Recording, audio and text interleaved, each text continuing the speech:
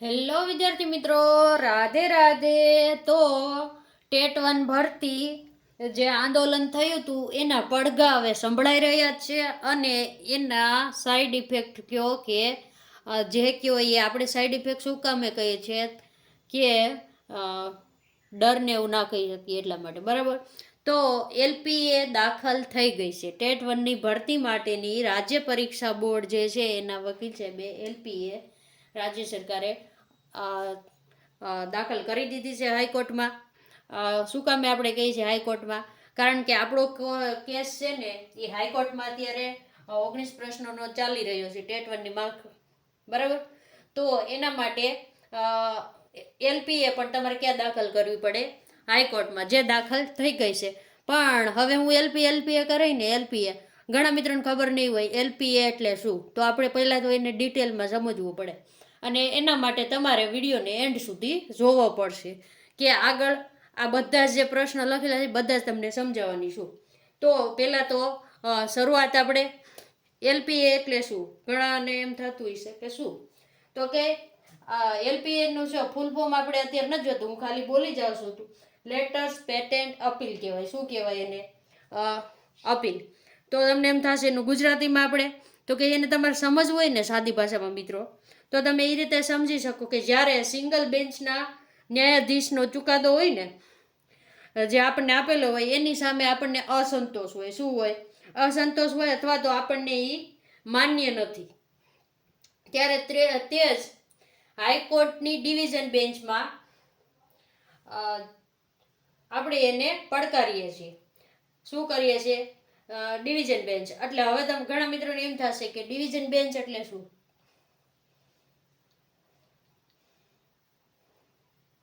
Division bench એટલે મિત્રો બે કે બે કરતા વધારે જજ સાહેબ બે છે એ બેન્ચને કહેવાય. કેને કહેવાય?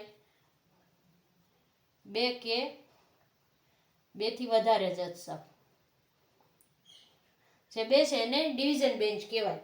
અને આપણને જે અસંતોષ થયો છે ને, તો અહીંયા આપણે ટેટ 1ની વાત કરીએ છીએ ને, એટલે આપણે અહીંયા પ્રોપર સમજવા માટે શું લેશું, તો કે આપણે છે ને નિર્જર દેસાઈ સાહેબ હતા, બરાબર.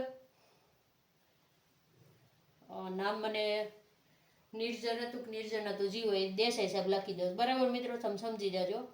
દેસાઈ સાહેબ જે આપણા શરૂઆતમાં આપણો કેસ જ્યારે લિસ્ટિંગ થયો ને આવ્યો ને ત્યારે એ સર હતા. અને જ્યારે ભરતીની 11,000 ભરતીની જાહેરાત આવી ને, 11,000 ભરતીની, ત્યારે જે આપણા 700 પિટિશનર હતા ને, 700 પિટિશનર જે ફરિયાદી હતા, એ લોકોને શું કરવામાં આવ્યું હતું? ઓફલાઈન ફોર્મ ભરવા દેવામાં આવ્યા. કેવા આવ્યા હતા? Offline form.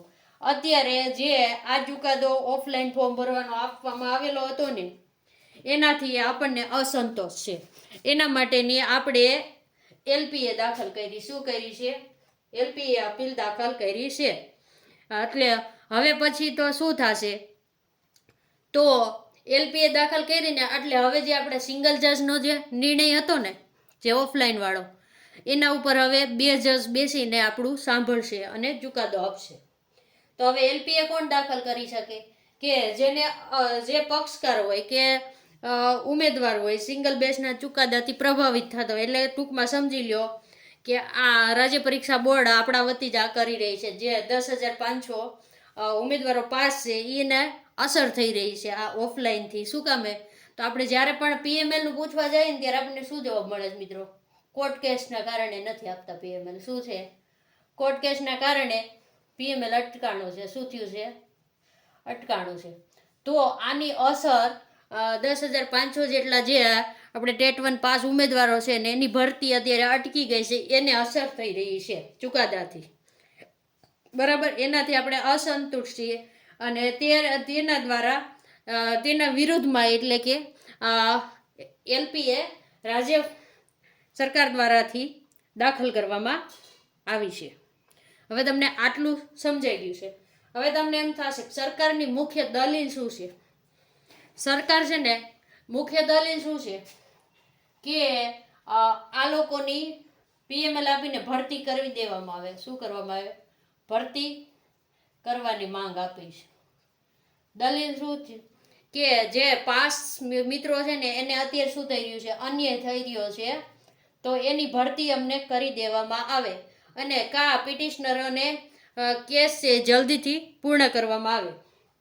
આ રીતની આપણી બે રજૂઆતો થઈ શકે. પણ મારા ખ્યાલથી અહીંયા સરકારની મુખ્ય દલીલ છે ને મિત્રો શું હોય છે કે કોર્ટ કેસ એના રીતે ચાલ્યા કરે, અમને ભરતી પૂર્ણ કરવા દો. શું હોય છે? ભરતી પૂર્ણ કરવા દો.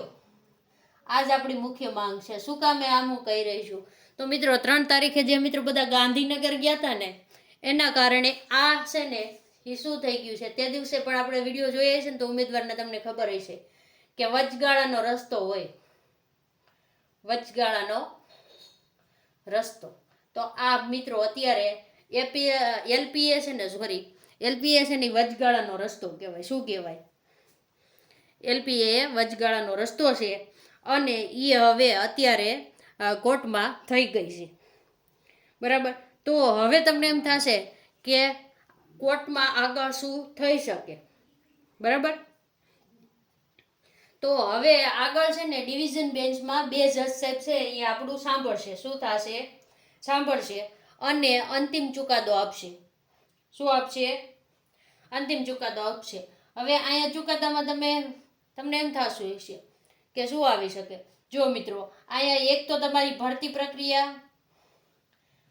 પ્રક્રિયા પૂર્ણ થઈ શકે. જો તમને મંજૂરી મળી જાય, પ્રક્રિયા પૂર્ણ થઈ જલ્દીથી જલ્દી કરવામાં આવે. અને તમે જો 31 જુલાઈનું મહેકમ વાળું જોયું હોય તો 1 થી 8માં 18,000 શિક્ષકોની ઘટ છે. કેટલા? 18,000 શિક્ષકોની ઘટ છે. અને એ પણ જે પોર્ટલ છે ને SSA ગુજરાત વાળું, એમાં તમારે કયા જિલ્લામાં કઈ સ્કૂલમાં જગ્યા ખાલી છે ને બધાનું લિસ્ટ મુકાઈ ગયું છે. એ કઈ રીતે જોવું ને એનો પણ હું એક તમને વિડીયો બનાવીને મૂકવાની છું ટૂંક સમયમાં. તો આપણી ચેનલને સબસ્ક્રાઈબ કરી લેજો. તો હવે તમને એમ થશે કે ભરતી પ્રક્રિયા કાં તો પૂર્ણ થશે. શું થશે? પૂર્ણ થશે. અને જે એલપીએ દાખલ કરી છે ને એનાથી શું થઈ શકે? તો કે જે કોર્ટ કેસના પિટિશનર વાળાને જો ઓફલાઈન ફોર્મ ભરવા દીધા છે ને એના ઉપર સ્ટે આવી શકે. શું કામ આપણે આમ કહીએ છીએ? સ્ટે આવી શકે. કારણ એ મિત્રો પાસ નથી, ઓફલાઈન ફોર્મ ભરવા દીધા છે અને બાહેંધરી પણ લીધી છે. તમને ખ્યાલ હોય તો 11,000 ભરતીમાં કોઈ હક દાવો કરી શકશે નહીં. એટલે હવે આ લોકો જે છે ને ઓફલાઈન ફોર્મ વાળા, ઓફલાઈન એના ઉપર સ્ટે આવી શકે. અથવા તો સ્ટે ન આપે તો એ હકદાવો જતો કરી શકે અને આપણી ભરતી પ્રક્રિયા છે ને એ ઝડપથી હવે પૂર્ણ કરવાની મંજૂરી મળી જાય. શું થાય? મંજૂરી મળી જાય. હવે ઘણા મિત્રો એમ કહેતા હોય કે ભરતી પ્રક્રિયા ઉપર સ્ટે લઈ આવો છે. કમેન્ટમાં આપણે વિડીયોમાં મેં જોયા હતા, કમેન્ટમાં ઘણા લખતા હોય કે ભરતી પ્રક્રિયા ઉપર સ્ટે લઈ આવ્યો છે. કે ભાઈ તમારા 700 પિટિશનર હાટુથી 10,500 લોકો હેરાન થાય છે અત્યારે, અને પ્લસ વિદ્યાર્થીઓ પણ હેરાન જ થાય છે વગર શિક્ષકે.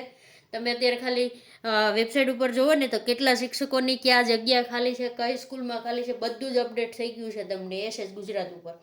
બરાબર. ત્યાં જોઈ લેજો કે 1 થી 8માં 18,000 શિક્ષકો ઘટે છે. તો એની ભરતી કરવા દો અને જગ્યા તમે સ્ટે આપશે તો તમારે ઓમે તમારી ભરતી નથી થવાની. તો મિત્રો હવે જે પિટિશનરો છે ને એનું પણ આ બધા વિચારતા જ હોય છે. એને પાસ થશો તો કા જગ્યા અનામત રાખશે ને કા આગળની ભરતીમાં તમને ચાન્સ મળશે જ. ખબર જ છે આવતા વર્ષે પણ ભરતી આવવાની જ છે. તો હવે આ ભરતી કરવી કે સ્ટે આપવો ને એ મિત્રો 7 તારીખે ખબર પડશે. શું કામ આપણે 7 તારીખે આવી ગઈ? 7/8/2026 મિત્રો તમને ખબર છે વાર શુક્રવાર છે અને આપણી શું કોર્ટની તારીખ છે. શું કોર્ટની તારીખ છે? અને મને એવું લાગી રહ્યું છે કે 8 તારીખ છે ને 7 તારીખે છે ને તમને ફાઇનલ નિર્ણય તમારો આવી જશે. ભરતી પ્રક્રિયા કરવાની છે અથવા તો કેસ જલ્દીથી પૂર્ણ થશે. બેમાંથી એક બાજુ જશે. શું કામ આમ કહીએ છીએ કે ભરતી કરવા માટેની જે એલપીએ દાખલ થઈ છે ને એને કંઈક નિર્ણય આવશે અને એનો નિર્ણય છે ને બહુ જલ્દી આવતો હોય છે ઓલા કોર્ટની કેવડેની તારીખ ઉપર તારીખ. બરાબર. તો ગળા લગીને તો આપણને વિશ્વાસ જ છે કે હવે તમારી ભરતી પ્રક્રિયા છે ને આગળ વધશે. શું થશે? આગળ વધશે. શું કામ એમ કહીએ છીએ કે કે તમે આંદોલનમાં જે બધા ઉમેદવારે કહ્યું છે એ જોયું છે. જો 7 તારીખ લગીનમાં PML નહીં આવે તો સોમવારે 10 તારીખથી આપણે ભૂખ ઉપર ઉતરી જવાનું છે અને ત્યાં આંદોલન કરવાનું છે, ભૂખ આંદોલન થવાનું છે તમારું. એના માટે આપણને એવું લાગી રહ્યું છે કે હવે ભરતી થશે અને એ પણ પૂરજોશમાં થશે. તો હજી આમાં કંઈ નવી અપડેટ હશે તો આપણે તરત જ વિડીયો બનાવીને મૂકશું. એટલા માટે આપણી ચેનલને સબસ્ક્રાઈબ કરી દેજો, વિડીયોને લાઇક કરી દેજો. રાધે રાધે.